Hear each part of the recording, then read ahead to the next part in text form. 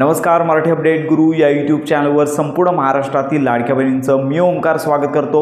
मुख्यमंत्री माझी लाडकी बहीण योजनेसंदर्भात खात्रीशीर माहिती आपल्या चॅनलवरती दिली जाते। सगळ्यात महत्त्वाची बाब म्हणजे नोव्हेंबर महिन्याच्या हप्ते वितरणाची अपडेट आणि त्याचबरोबर ई-केवायसी साठीची मुदत, तर याच्यामध्ये वाढ होणार की नाही या संदर्भात आजच्या व्हिडिओमध्ये माहिती घेणार आहोत। तर नोव्हेंबर महिन्याच्या हप्ते वितरणासंदर्भात अजून देखील मोठा प्रश्न निर्माण आहे की हप्ते वितरण नोव्हेंबर महिन्याच्या अखेरपर्यंत होतंय की आचारसंहिता झाल्यानंतर। तर लक्षात घ्या, कोणत्याही मंत्री असतील किंवा उपमुख्यमंत्री असतील किंवा मंत्री आदित्य तटकरे असतील तर यांच्यामार्फत अजून नोव्हेंबर महिन्याच्या हप्ते वितरणासंदर्भात कोणतीच आनंदाची बातमी अजून म्हणजेच तशी घोषणा अजून झालेली नाही।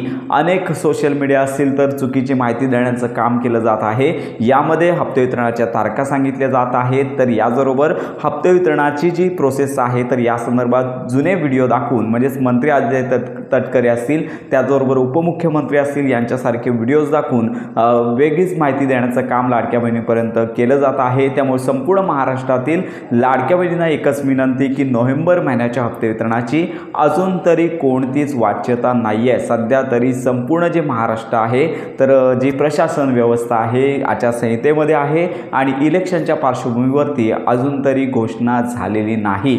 तर यामध्ये सगळ्यात महत्त्वाची बाब म्हणजे निकालाच्या अगोदर म्हणजेच नोव्हेंबर महिन्यामध्ये जर आचारसंहितेच्या मध्ये जर हप्ते वितरण होत असेल तर या संदर्भात घोषणा लवकरच होईल आणि जरी काही प्रॉब्लेम नाही आला तरी साधारणतः 3 तारखेपर्यंत तरी आचारसंहिता असणार आहे। त्यामुळे रेग्युलर हप्ते 3 डिसेंबर नंतर मिळण्याची शक्यता आहे। त्यामुळे ही माहिती आपण देत आहोत।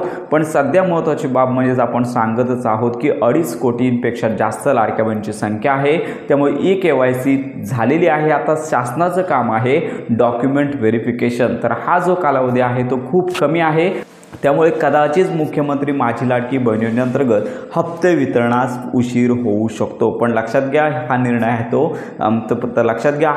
आहे तो संबंधित विभागाचा आहे। निर्णय कधी होईल याकडे सर्वांचं लक्ष लागून आहे। आणि याच्याबरोबर सगळ्यात महत्त्वाची बाब म्हणजेच मुख्यमंत्री माझी लाडकी बहीण योजनेची ई-केवायसी, तर यासाठी 18 तारखेपर्यंत मुदत देण्यात आलेली आहे। आता याच्यामध्ये मुदतवाढ होणार का, तर सगळ्यात महत्त्वाची बाब म्हणजेच मुदतवाढ होण्याची शक्यता सध्या वर्तवण्यात येत आहे। परंतु संपूर्ण महाराष्ट्रातील लाडक्या बहिणी आहेत ज्यांची ई-केवायसी राहिलेली आहे त्यांनी 18 तारखेच्या पूर्वी ई-केवायसी करून घ्यायची आहे। परंतु अशा लाडक्या बहिणी आहेत की ज्यांचे पती व हयात नाही आहेत, वडील हयात नाही आहेत, तर यांच्यासाठी शासनामार्फत कोणतीच दखल घेण्यात आली नाही आहे। त्यांचा जो ऑप्शन भरायचा आहे किंवा या संदर्भातली जी तरतूद आहे म्हणजेच कोणाचा आधार कार्ड नंबर टाकायचा किंवा त्यांची गाईडलाईन आहे तर कोणती गाईडलाईन त्यांनी द्यावी, तर या संदर्भात शासनाकडून अजून कोणतीच माहिती देण्यात आली नाही आहे। तर ज्यांचे पती हयात नाही आहेत, वडील हयात नाही आहेत अशा लाडक्या बहिणींकडे शासनाचं दुर्लक्ष होत आहे।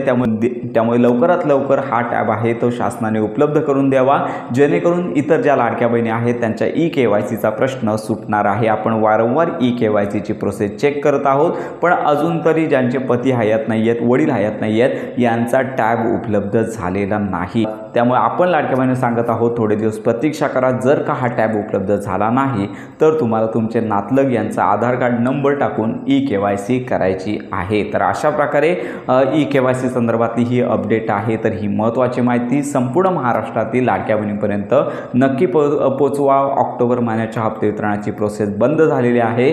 ज्या लाडक्या बहिणींना हप्ते आलेले आहेत त्यांना ई-केवायसी नंतर पुढील हप्ते येणार आहेत आणि ज्या लाडक्या बहिणींना हप्ते आले नाही तर काही ना कारणानिमित्त तुमचा हप्ता आहे तो बंद झालेला असणार आहे। तर या संदर्भात लवकरच मंत्री आदित्य तटकरे घोषणा करतील आणि संपूर्ण माहिती आपल्या चॅनलवरती दिली जाणार आहे। तर अशा प्रकारे मुख्यमंत्री माझी लाडकी बहीण योजनेसंदर्भात खात्रीशीर माहितीसाठी आपल्या मराठी अपडेट गुरु या यूट्यूब चॅनलच्या कनेक्टमध्ये राहा।